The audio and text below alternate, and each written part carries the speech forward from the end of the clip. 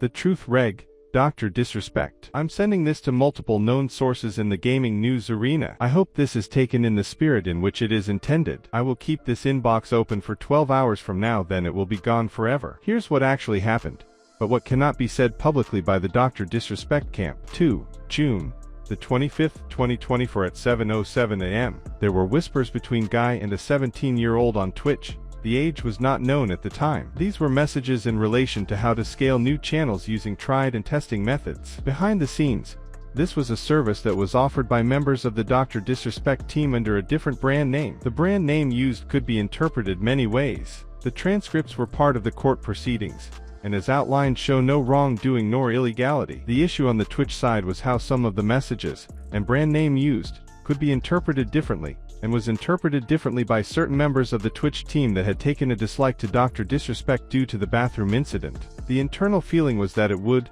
only be a matter of time before they got him on something. This one, however, was way wide of the mark and wasn't what they thought it was. This became the result of a lot of back and forth at Twitch, with various people in the "let's get him" camp and others in the "we can't move forward with this" camp.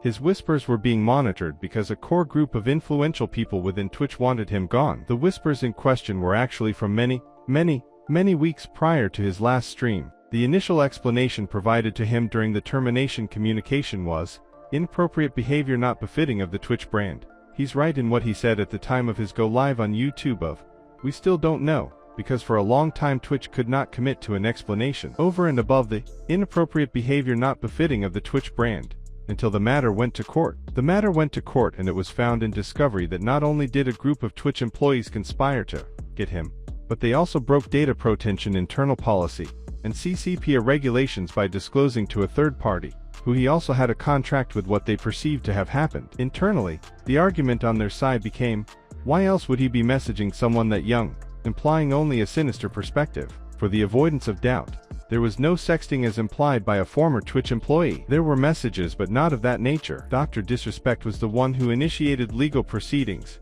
and settled because of the fact that once something like this is said about someone, it cannot be unsaid, and there would always be some, perhaps not fans, who would say, well, there's no smoke without fire. We have seen many people accused of things that turned out not to be true in the past, but by that time the damage was done. He agreed to the "no party admits any wrongdoing" joint statement purely because he, understandably, wanted all of this kept quiet. The fact that a former Twitch staff member has now made this tweet has changed things considerably.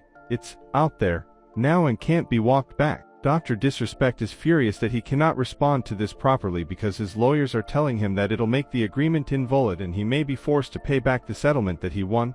I'll say that again, that he won. There will be legal avenues explored on this one, and it will likely ultimately manifest itself in a huge damages claim against Twitch for this coming out. It's clear in the industry that they were absolutely raging when he reappeared on YouTube and came back bigger than ever. When he publicly backed Nick Merckx recently, the same group of current and ex-Twitch employees tried to identify if their compromise separation agreements from Twitch would be nullified if they spoke out, and only one had the guts to try after testing the waters numerous times before to sell concert tickets. This person would have largely been fine legally if he had not mentioned the word sexting, because it was all about damaging Dr. Disrespect's reputation. But because they use that word, expect legal proceedings to get underway quickly, because the transcripts will absolutely, categorically show that there was no sexting but merely communications with someone who turned out to be a minor that was not known at the time. That certain people within Twitch who had an agenda against Dr. Disrespect pounced and made it fit their agenda with zero proof. I am a former Twitch employee.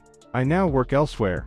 I will not be identifying myself, and I will not answer any questions about who I am. However, I will answer some questions in relation to this case, as I was very close to this at the time. He deserves the right to have some transparency, but he's tied legally in what he can say until the new proceedings progress. He has the right to some of the story being out there even if he can't be the one to say it, so I am sending this as an independent party, who is fully aware of the facts, and feel very uncomfortable with what I've seen thrown at him in the past few days based on the agenda of a small group of people who did not like him. You should also ask yourself, why are some of these people no longer at Twitch? Because they broke policy and in some cases the law by breaching data protection regulations. Many people were dealt with as a result of this and lost their jobs. You have a duty to balance the reporting of this until such times as court proceedings provide the clarity you should have waited for but didn't. He's been good to you all. He's not what is said and he deserves better, especially considering he agreed for their behavior not to be made public as he wanted to protect the income streams of others. The Midnight Society piece is an example of a lot of people getting cold feet.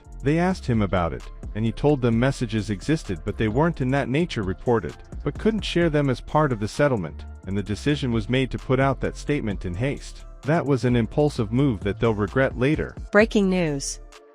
Confirmed, Dr. Disrespect was reported by Twitch to the National Center for Missing and Exploited Children when they were illegally recording whispers by the doc back in 2017.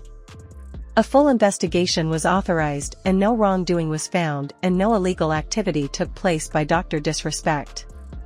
No arrests were made and no charges were filed. Thus, adding more weight that Dr. Disrespect is innocent, as this is indeed looking like witch hunt by ex-Twitch employees to frame Dr. Disrespect. Unconfirmed, it is also reported that the minor was actually a former Twitch employee pretending to be a 17-year-old girl and trying to bait Dr. Disrespect with entrapment techniques while the ex-Twitch mods illegally recorded it all. They were all fired soon after and sued by Dr. Disrespect's legal team.